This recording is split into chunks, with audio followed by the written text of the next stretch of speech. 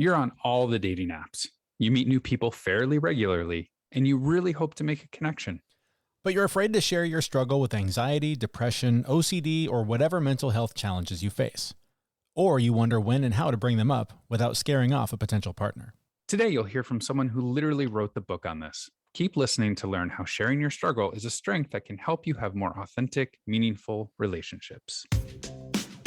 Coming up on The Fit Mess. I actually think it's very misleading to say that you can't love someone else until you love yourself. You absolutely can. And people will definitely love you back. Like, there are plenty of people who don't love themselves who are in relationships. My question is it a healthy relationship? Because those are two very different things. That's Allison Raskin. She's a comedian and host of the popular Just Between Us podcast and a New York Times bestselling author. Today, we'll talk with her about the lessons she shares in her new book called Overthinking About You, navigating romantic relationships when you have anxiety, OCD, and/or depression. But first, I'm Jeremy. And I'm Zach. We've spent years pushing ourselves to learn more about our own physical, emotional, and mental health, and picked up a few coaching certificates along the way. But really, we're two guys who got sick of our own shit and started making changes to be healthier, happier, and live more meaningful lives. And each week, we talk to world-class experts with advice to help you do the same. Dating new people is something I haven't had to do for over 20 years. But Zach, you're newly single, as we discussed a couple of weeks ago. This must be like going to another planet after being married for so long. Yeah. Well, I think at this point, it's actually not quite being at a new planet, because while I guess to anyone listening, this is relatively new. This is well over 8 months old for me now. So, right. But what I will say is that it is shifting now. So I went from it being another planet, like it's all different, it's weird, you're adapting, it's scary, it's exciting, it's all of those things. Mm-hmm. But then there comes a point where you just want to go home, right? Mm-hmm. And nothing else matters. You just want to go home. I'm kind of at that point. Like the dating thing is like, I don't know if I like it. The new toy shine has worn off. Maybe it's I'm too picky. Maybe I'm not quite cut out for it. Yeah. But I spend more and more time thinking to myself, well, I kind of like being home by myself. And I'm kind of enjoying this quiet time. Yeah. It's been an interesting ride the last few, 8 months or so. Well, I'm not going to ask you about what your type is or what your sign is or any of that, but I am curious, because we've talked at length on this show about your anxiety issues. How does that show up in dating? Is that something that comes up early? I mean, I don't know how many dates you've been on with any one person. I don't know if you have someone you've seen 4 or 5 times or whatever, but has mental health come up? Because it just seems like at this point in your life, you maybe don't want to waste a lot of time and wait a year or two to be like, oh, hey, by the way, I have crippling anxiety.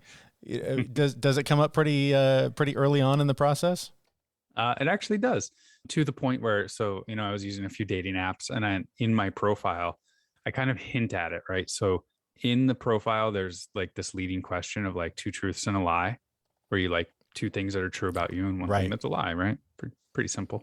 So I actually put in there that I am the co-host of a podcast that deals with mental and emotional health. So it sort of implies it without saying it could be. I'm a basket case. Right. It's in there. It's out there that stuff is important to me. So that actually, in my opinion, probably gets me less people swiping right on me. It gets the right people swiping right on you. Yeah, it gets the right people swiping right on me. Like, even if that was the lie, the fact that it's in there and somebody doesn't like it, I don't want to talk to them anyway. But you have actually gone on dates over the last several months. Has it been a topic of conversation at any point? It has, for sure. And to be fair, like that question is actually the one that people respond to me the most with, and they try and guess what it is. That's not true. Interesting. And the other 2 things are that I didn't finish high school and that I'm a yoga teacher. Oh, interesting. That's funny. Right? Yeah. So the one thing which is technically not true is that I'm a yoga teacher. Right. While I have my yoga certificate, I do not teach, and I don't ever want to teach. Right. So all 3 things kind of are, for the most part, true. So people guess, and then I tell them what the answer is. And then it usually leads to, oh, what's the name of your podcast? And I send it to them, and they listen for a couple of episodes or not. And again, and then you never hear from them again. For a couple of them, I have never heard from them again, and I get ghosted. But for others, I get a response back of, holy shit, that's amazing. this is really cool. And then again, those are the people I want to talk to. So really your dating life is a marketing arm of the Fit Mess podcast.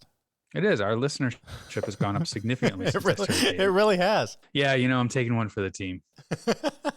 Well, Jeremy, my life has been busy without dating. And now with dating, it's even busier, right? Mm-hmm. There's a lot on my plate. And I will admit that I don't always have time to eat the best, especially since I'm like going out to dinner quite a bit. Mm-hmm. I've now committed to ordering salads and things like that. But I was going a little not the nutritious route. When Was the bloomin' onion a little too much for you a couple times a week? I've never done that. You've never? No. I love onion rings, but only like on a burger. Okay. So, but anyway, so my nutrition has been, I've got it dialed in now, but there was a good probably month where it was going a little haywire, but it's a good thing I was taking Athletic Greens every day because I really needed to have a supplement that tasted great, gave me all the things that I needed. And I didn't want to have to take 10 pills a day or spend all of my time cooking all the meals. I try and get my nutrients from food, but let's face it, we don't get everything we need every day from food. So Athletic Greens was a great solution for me. It tastes great, gives me everything I need for more energy, better gut health, optimized immune system. It has less than a gram of sugar, and there's no nasty chemicals or artificial anything, and it actually does taste good. And for what you get, it's less than $3 a day. And right now is the time to incorporate better health, and Athletic Greens is a perfect start. To make it easy, Athletic Greens is going to give you a free 1-year supply of immune-supporting vitamin D and 5 free travel packs with your first purchase. All you have to do is visit athleticgreens.com/fitmess. Again, that's athleticgreens.com/fitmess to take ownership over your health and pick up the ultimate daily nutritional insurance. That link will be on the show notes, and it's plastered all over our website at thefitmess.com. Our guest this week is Allison Raskin. Among other things, she's the author of Overthinking About You, Navigating Romantic Relationships When You Have Anxiety, OCD, and or Depression. And we started by asking her about why she felt relationships and mental health was an issue that she needed to write a book about. I think it's just something that impacts so many of us, and yet we haven't really started the conversation around it. So a lot of people are left feeling like they're just bad at dating or they don't know how to have a healthy relationship. When in reality, these are skills that like need to be learned, and it makes sense that they're struggling in the first place. So I will release a little bit of information about my life that we haven't really made public until now, which I'm comfortable with. But I was married for many, many years, but now I'm not. And I am back into the dating world, and I have pretty bad anxiety. So what you just said there just really hit me hard because like in the dating world and like navigating these relationships, it's been very anxious. We'll just say that. But your book is not just for single people. It's for all types of people in all kinds of relationships. Can you talk about like how it applies to different types of relationships, single, married? So the original conceit, I think, was more for the single person looking to date. There's a whole chapter in there about how to productively online date so that you're not burning out or tapping into a lot of anxiety around it. But hearing feedback and also just through the process, I think a lot of the stuff I talk about is just how to have a healthy relationship and how to communicate better with people. And so I've even heard some feedback that it's helpful in non-romantic relationships and how to talk to your friends and family about your mental health, and also just how to hopefully have a better relationship with yourself, which is always the first step of all your other relationships. What are some of the big challenges that people with, I mean, and this is such a big umbrella to put a bunch of different people under, but people that are depressed, OCD, anxiety, what are some of the barriers that get in the way of those healthy relationships that these challenges present? I think one thing is self-stigma, is feeling like because you've struggled with these things that maybe you have less value than other people looking to date, that you're more challenging, that you have baggage that would make you less appealing to somebody. But I really think that if you've struggled with your mental health, sometimes that makes you a better partner because it means that you have actually worked through things, that you have a better understanding of how you work. You have gone through tough things and hopefully come out on the other side of them. And I think it often makes you more empathetic, right? You've struggled. So when your partner is struggling, you have a more of a willingness to understand where they're coming from and have empathy and compassion for them about it. So I think just really reframing this idea that these disorders or just struggles make you a worse partner, looking at it sometimes as sort of a strength. So you also tried to help the reader differentiate between who they are and what their disorder is, though. Either one of those doesn't make the other one, right? Can you talk a little bit more about that? There's definitely some debate about this, and with different disorders, some people don't like this approach. But for me, and with my OCD and anxiety in particular, I find it really helpful to externalize and to view my OCD and my anxiety as things that are separate from me and that do not define who Allison is. They influence my life, but they're not who I am. And so viewing it that way, and then also expressing that to my partners, I think is really helpful. That like really getting to the core of like, I don't want these things. I don't want to be this way. I don't want to be constantly asking you for reassurance. I don't want to be demanding all of these accommodations for my contamination OCD, letting them know that this isn't like, I'm not looking at this behavior and thinking, oh, great, that it is a struggle and that it causes me distress. And I think the ability to express the distress and articulate the distress that it causes you makes it so much easier for your partner to, one, not take things personally, and to also have that easier time empathizing with you. Yeah, we talked to somebody else recently who put it really well. He said, when it comes to having anxiety or depressions, like you don't say I am the flu, but we always say I am depressed or I am anxious. But if we just sort of switch that language and say I'm feeling depressed or I'm feeling anxious, you can start to put that wall up and that barrier that really helps you start to separate from the feelings that are kind of overriding your day-to-day life. Absolutely. I am not OCD. I have OCD. And that's a really important distinction. And I think a slip up I see a lot of people make.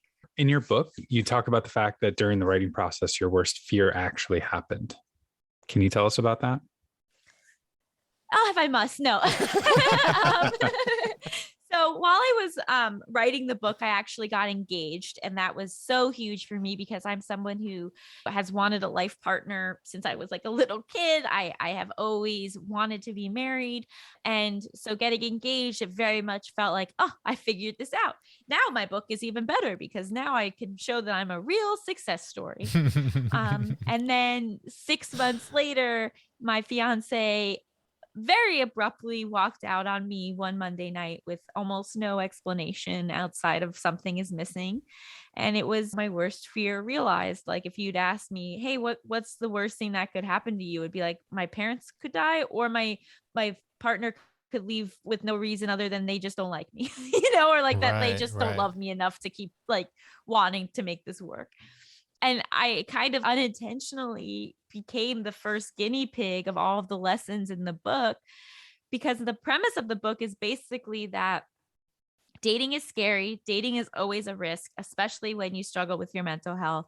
But if you sort of do certain things, the impact won't be as bad. Like you can date in a safer way because even if your worst case scenario happens, you won't fall apart mentally, maybe the way you have in the past. And that's what happened to me. I mean, this was by far the most significant breakup of my entire life. We were engaged, we were living together. But when he left, I didn't fall apart mentally the way I had in previous breakups. I didn't become suicidal. I didn't self-harm. I didn't hate myself. I didn't blame myself. And that really allowed me to heal so much quicker because I was able to just focus on the grief and the loss instead of seeing the rejection as some signal that I'm a garbage person who will never find love again. So I would love to dive into that a little bit more because I've been married for over 20 years and I still struggle with feeling like I don't deserve love. I've got 2 kids that adore me and I struggle with accepting that they can just love me because I'm just the guy in their life that happens to be their dad. That inability to connect with deserving love.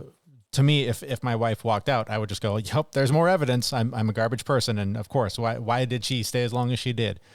how does somebody work through that? Because I love that you sort of leaned into the grief. You leaned into it and processed it. What advice do you have for somebody who struggles like I do to accept love, or is perhaps going through a breakup right now and wrestling with that idea of, well, yeah, that makes sense. Why wouldn't that person leave me?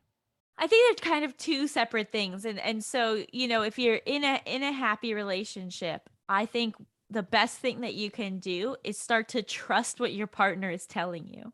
Trust when they say that they love you. Trust when they say that you're a great partner. Trust when they say you're a great parent. I made this decision a few years ago to just believe the compliments that people gave me. Like I used to feel a need to counter them or to feel like they were lying or misinformed about me. Yes. When I made this shift to just be like, okay, I'm going to choose to believe you. It was so wonderful and fortifying. And then I think when you're going through the breakup, it's really important to not add extra meaning onto it. A breakup means that you are not compatible with one person in a world filled with billions of people. That is all that it means. It doesn't mean that you will never find a relationship again. It doesn't mean that you are unlovable. And when you add that extra stuff onto it, of course you're going to be crushed. And of course it's going to have a much bigger impact. But I think recognizing that you don't need to do that to yourself, that these things that you're telling yourself about what it means are just thoughts. They're not based in reality. They're not provable. And if anything, the evidence suggests that you'll probably have another relationship because you just had one. Mm-hmm. For me, again, just kind of navigating back into the dating world after not being in it for 20 years, which has been, again, slightly scary. I spent an unbelievable amount of time determining when I tell somebody about my struggles with mental health. And do I do that up front? Do I do that, once I've convinced them that I'm nice? And I've kind of landed on this whole thing of I tell them about my podcast, which is my mental health struggle in public format. And I found that it kind of just filters out the people that maybe I'm not compatible with as soon as that happens. So my way of doing it is a little bit different than most people's would be. But how do you gauge that? How, if you are dating and you're going out on a date with somebody for the first time or the 10th time, when do you bring that up? When's a safe place? And I know it's probably dependent on the situation, but yeah, generally speaking, is that a first date question, a first date topic over appetizers? I think context matters. When you're older and when you're dating seriously and maybe you're over 30 and you're having a first date with someone and that date is 4 hours long and you start to dive into real things and real topics and you're feeling like you're actually getting to know this person, I think mentioning that you have anxiety on that first date isn't that big of a deal. But I think it's really about the stage that you're in. And are you at a place where you're both starting to really open up and be vulnerable with each other? So if you're just having surface level conversations with this person and you're on your fourth date with them and you still don't even know where they're from or what their parents do, maybe not the time because you're not at that level yet of really getting to know each other. But as soon as that door opens, which I honestly think when you're an adult, it can be on the first date, especially if you've met someone online and you both have the intention of wanting a long-term relationship, it really becomes more about how you disclose and not feeling like you need to disclose everything all at once. I don't need to sit you down and tell you every depressive episode I've ever had and when. But to say I've struggled with depression and to have some ownership over it. So really disclosing in a way where you're not saying I'm dumping this on you. You're saying I'm just sharing a part of myself with you that I am in charge of. My mental health is my responsibility. I'm actively taking care of it and my struggles with it have shaped me into the person I am today. That's very different than sharing from a place of fear or a fear that they're going to reject you or judge you, because you should really view that disclosure as an opportunity for you to get to know them too. How do they handle your disclosure? How do they handle your vulnerability? Are they an active listener? Are they curious about it? Do they have empathy for you? Or do they just ignore what you just said and order another round of beers? Do they like make it clear that they don't believe in therapy? Or like there's so much for you to learn during that conversation. It's not just an opportunity for them to accept or reject you. It's an opportunity for you to accept or reject them based on how they receive it in a lot of ways. You mentioned at the beginning that the lessons of this book can also be applied to your relationship with yourself. And I've always struggled with the concept of how can you love someone else if you can't love yourself, especially as someone with depression, because there's a lot of dark times and a lot of dark voices. So how does somebody navigate that? How does somebody try to improve their relationship with themselves when they're struggling like this with a mental illness?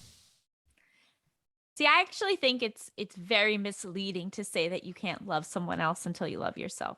You absolutely can, and people will definitely love you back. Like there are plenty of people who don't love themselves who are in relationships. My question is it a healthy relationship? Because those are two very different things. And so for me, one of my unhealthy relationships was because I felt like I did not deserve him. I felt like he was above me. I put him on a pedestal, and it was really working on me liking myself and appreciating myself and deciding that if somebody is with me, it's because they must like me back. Nobody's forcing them to be with me. Mm. Nobody is like, like it is an active choice for your partner to be with you and to say, oh, they must be doing this for a reason. And also to just like lean into your strengths. I think that we live in a world that is so focused on our weaknesses and is so focused on fixing us and getting us to our highest potential. But right now, as you are, you have strengths. So what are those? And instead of like putting all your energy into fixing, quote unquote, fixing your weaknesses, maybe put some energy into just like emphasizing your strengths and building those up, and the parts of you that you do love. Pour your energy into that sometimes instead of this constant need to like better ourselves. Mm. I love that. I tell people all the time that if you focus on your weaknesses, the best they're ever going to become is mediocre. And if you focus on your strengths, you have like 10x potential on making them better. I absolutely love that. I am curious about the book in this topic. This isn't talked about very much. This is something that I personally haven't seen like anyone put any real effort into exploring. And so I'm really just curious, like, why, why did you come to the conclusion that like you needed to explore this? I think because it didn't exist. I sort of wrote this book for my younger self. And as a writer and creator, it's so rare to stumble across an idea that hasn't been done to death. And I think the fact that this kind of book hasn't been written before just speaks to the fact that we aren't having broad enough conversations about mental health. We are having some conversations, but it's much more like broad strokes instead of like the specifics of, okay, so you have anxiety. How does that show up for you day to day? How does that impact your relationships? Like the nitty gritty of it all. And then also the acknowledgement that, like, of course, if you struggle with these things, they're going to show up in your romantic relationships because those are some of the most important relationships you have in your life. And that's when you're the most vulnerable and those are the most scary. So why wouldn't it, if anything, show up more there than in other aspects of your life? When people struggle with any number of things, we're always offering to them the idea of find a partner, find an accountability partner, somebody you can turn to, a coach. But you actually talk about being your own primary helper. What do you mean by that?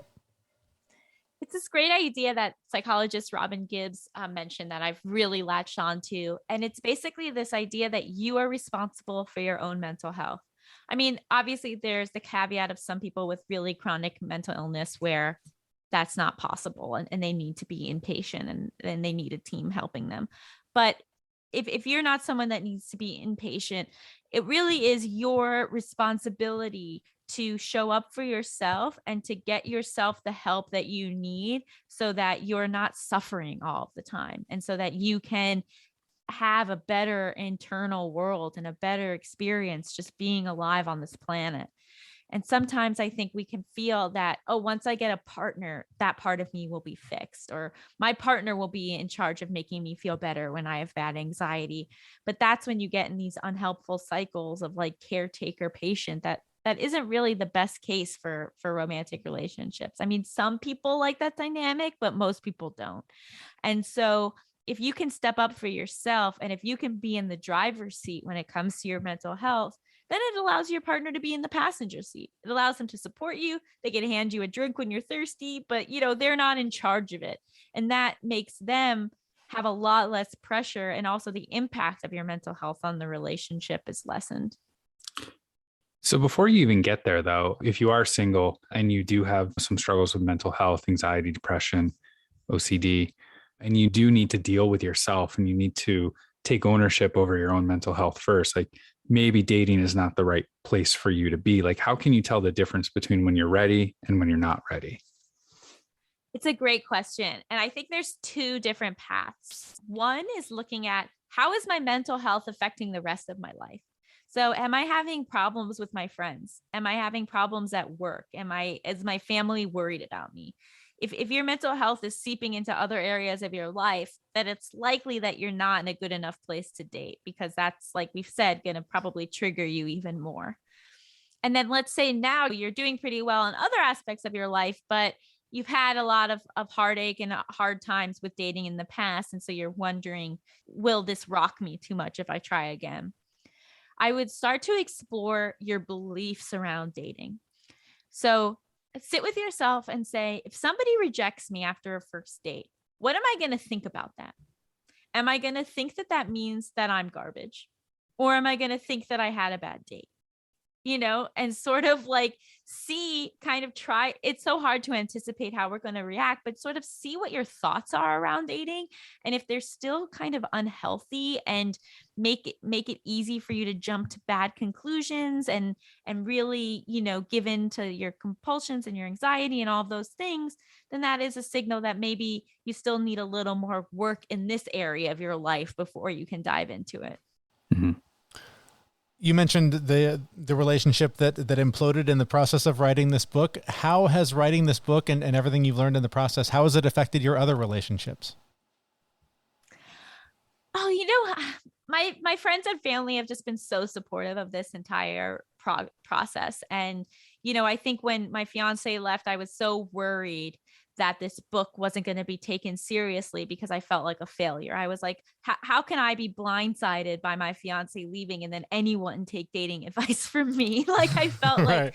a fraud, and that the whole conceit was out the door. But my support system was really like, no, this is the stuff that happens. This, if anything, is going to make the book stronger, because it's more true to life. And the fact that you went through this and still didn't give up, and that, I'm now in a new relationship that's great and wonderful. They really helped me see the value in that, and that me getting left didn't discount the message of the book. If anything, it made it stronger. I want to shift a little bit to online dating apps. Just like social media, right? It's so easy to hide behind a screen and be a different person on these digital mediums. And for people who may have mental health issues, online dating can be overwhelming. It can be, it can trigger them in certain ways, with the ghosting world of somebody who seems interesting and they just disappear and you never hear from them again. So I'm curious what your context and tips are on online dating with a mental health issue, because that can make it worse. Absolutely. And I also think in this world of online dating, it's somehow become okay to not treat each other as people. Like, basic human decency has flown out the door, and it's very disconcerting to me. And so I think it's really important to date productively, or else you're going to have more negative experiences, which is going to make it even harder to motivate yourself to engage in it. So by trying to lessen the amount of bad dates that you have and bad experiences that you have can be really helpful. And I think the way that you do that is being very clear in what you are looking for, sitting down with yourself, figuring out what your values are, figuring out what your lifestyle is, figuring out what your plan is, as best you can 5 years from now, in the sense of, do you want to have kids in the next 5 years, or do you want to travel the world and not be settled in one place? Like, those desires are going to match up with very different partners. And so it's important to know what kind of life you want to have, and then look for people who want a similar type of life. And that is different than just looking for someone you have chemistry with. You need to have a certain level of compatibility and chemistry and, attraction, but you also just really kind of need the same wants. And that can help a lot. And then also, I'd say working really hard to remember that when somebody ghosts you, that is a reflection of them and not a reflection of you. It proves that they are not mature enough to have a healthy relationship, and that they are not worthy of your time, and that there's no point in trying to fill in why did this happen, because the fact that it happened is all that you need to know about them. And that can hopefully, save you a lot of rumination. And then I'd also say it's really important to have an initial phone call or FaceTime before you meet someone in person. Because if you're meeting everyone in person that you have 10 texts back and forth with, you're going to go on a lot of bad dates. And then you're going to go, I hate dating. But if you have like this extra level of screening where you have a phone call or FaceTime, and then you can determine, is this person worth me getting dressed, taking a shower, maybe putting on makeup, taking a cab, like all the things that go into going on a first date, like it lowers the chances that that date's then going to be a disaster and a waste of time.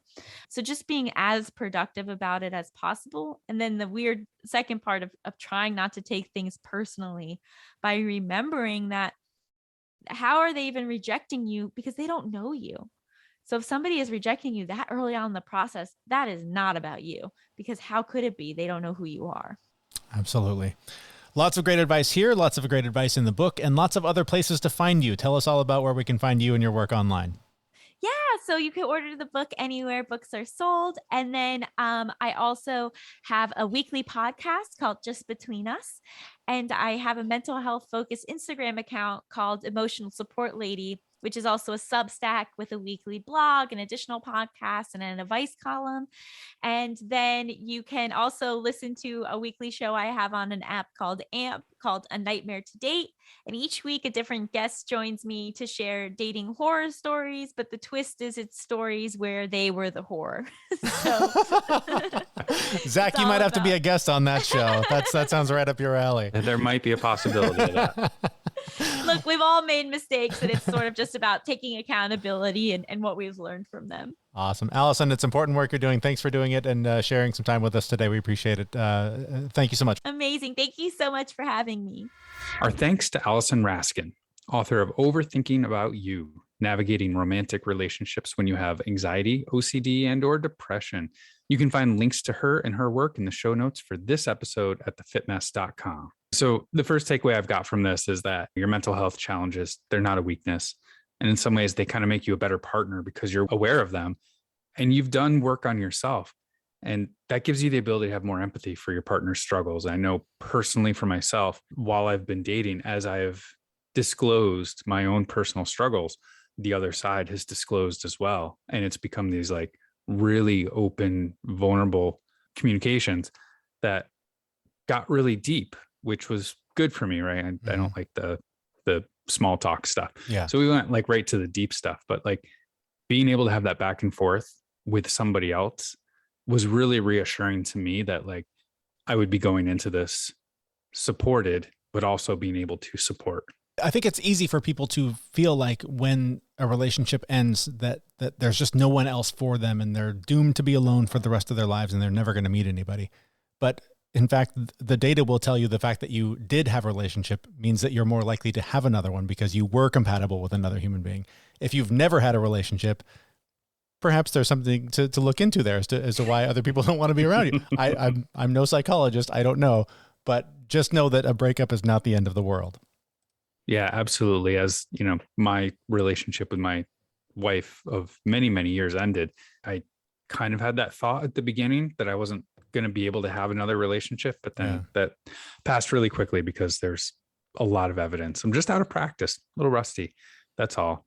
But as I've been doing this, the question of whether or not you share this information about yourself, any mental illness that you have with the other person, that was such a big one for me because I've been so forward with it that I never really thought about withholding that information for a certain period of time. Yeah. And I guess that's, I don't know. That's just me. Maybe I'm making a huge mistake. Maybe I'm throwing it all out there a little too early, but I think it's really important to know that how the other person responds to you being vulnerable about that is really important. If they just kind of blow it off and move on, or they don't reciprocate and like be vulnerable back, like that might be a red flag for you. Yeah, lots of great points there. And her work is awesome. You can read more about it in her book, Overthinking About You. And you can check out her podcast, Just Between Us. It's available on podcast players everywhere. You can find links in the show notes for this episode at thefitmess.com. But don't let the conversation end there. Join us in our Facebook group where you and fellow Fit Mess listeners can connect for monthly challenges, accountability to reach your goals, and lots of cool people to hang out with online. That link is also on our website, thefitmess.com, where we will be back next week with a brand new episode. Thanks for listening. See you, everyone. We know this podcast is amazing and doesn't seem to lack anything, but we need a legal disclaimer. Prior to implementing anything discussed in this podcast, it is your responsibility to conduct your own research and consult your physician. You should assume that Jeremy and Zach don't know what they're talking about, and they're not liable for any physical or emotional issues that occur directly or indirectly from listening to this podcast.